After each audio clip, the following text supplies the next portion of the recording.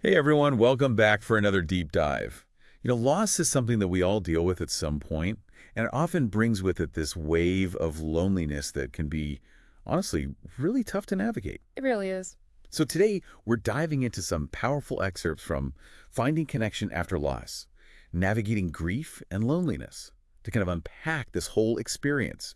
We're hoping this will give you some valuable insights and maybe even some tools to, help you cope if you're going through something similar. Yeah. I think the excerpts we've got really offer this framework for understanding how grief and loneliness are so intertwined and how to, I don't know, kind of move through the silence that loss can bring. And, right off the bat, the source really hits on something that I think is so important to acknowledge, like feeling lonely after losing someone. Yeah. Yeah, that's normal. It is, absolutely. Like, it's not about being weak or anything like that. It's a natural human response to, well, a life that's just been totally shaken up. Yeah, You know, right. It's like this fundamental shift. And I think one of the things that the source really emphasizes is that we need to validate those feelings instead of trying to just like shove them down or pretend they're not there. and they actually say, you are not broken and you are not truly alone. I love that. So powerful. Right. So powerful. It is. And they even encourage, leaning into the pain a little bit, like letting yourself cry if you need to, write down your thoughts, or even just talk out loud to the person you've lost. Have you ever heard of that? Kind of talking out loud as a way of processing things? I have. Actually, I think it was the therapist who first mentioned it to me. And I was a little skeptical at first, but apparently there's this whole psychological thing behind it, Oh, absolutely. where when we try to suppress our emotions, they can kind of like bubble up in all these unhealthy ways. But Mhm. when we actually face them head on, it can help lessen their grip on us over time.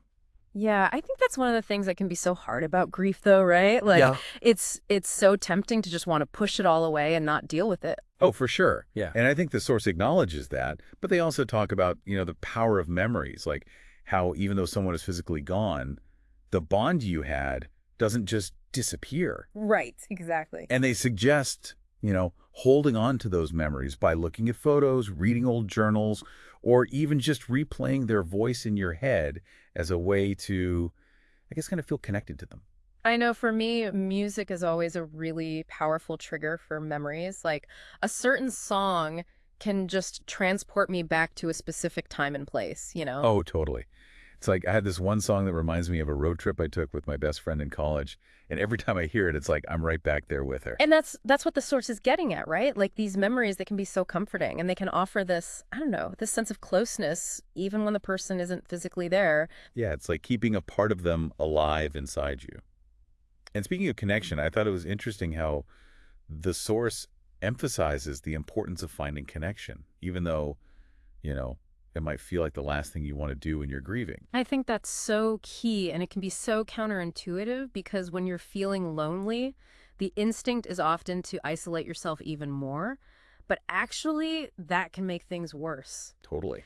The source suggests things like, joining a support group or spending time in familiar places that hold good memories or even attending community events. Just small steps to kind of remind yourself that you're not alone in this. And that there's still life out there. Exactly, yeah. I remember when my grandmother passed away, I spent a lot of time at her favorite park, just sitting on a bench and, remembering all the times we'd been there together. It was actually really, really comforting. That's beautiful. And it kind of leads into this next point that the source makes, which I found a little surprising at first. Okay, what's that? They say that it's okay to laugh again, to find moments of joy even while you're grieving. Oh, I love that. Yeah, it's not about forgetting the person you lost or minimizing your grief or anything. It's more about, honoring their memory by continuing to live and experience all the things that life has to offer. I think that's so important because sometimes people feel guilty for experiencing joy after a loss, like they're somehow betraying the person they've lost. But it's really the opposite. Yeah, it's like by allowing yourself to feel happiness, you're actually showing how strong and resilient you are. Exactly. It's about embracing the full spectrum of human emotion, the good, the bad, the everything in between. And it's a part of the healing process. And, the source also reminds us that grief takes time. Like there's no set timeline for healing, and it's so important to be patient with yourself. I think that's one of the most important takeaways here because there's so much pressure in our society to get over it quickly, but grief doesn't work that way. Totally. It's not a linear process. And it's not about forgetting. It's about learning to carry that love with you in a new way, integrating the loss into your life without letting it define you. And some days are going to be harder than others, and that's okay. You're allowed to grieve at your own pace. I think this has been a really powerful deep dive. It really has. If you're dealing with loneliness after loss, please remember that you are not alone.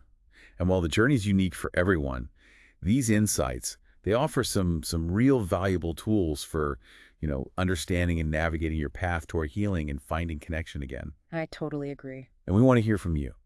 What resonated with you most during this conversation? Let us know in the comments. And until next time, remember to be kind to yourself and keep seeking those moments of connection, however small they may be. They make all the difference. They really do.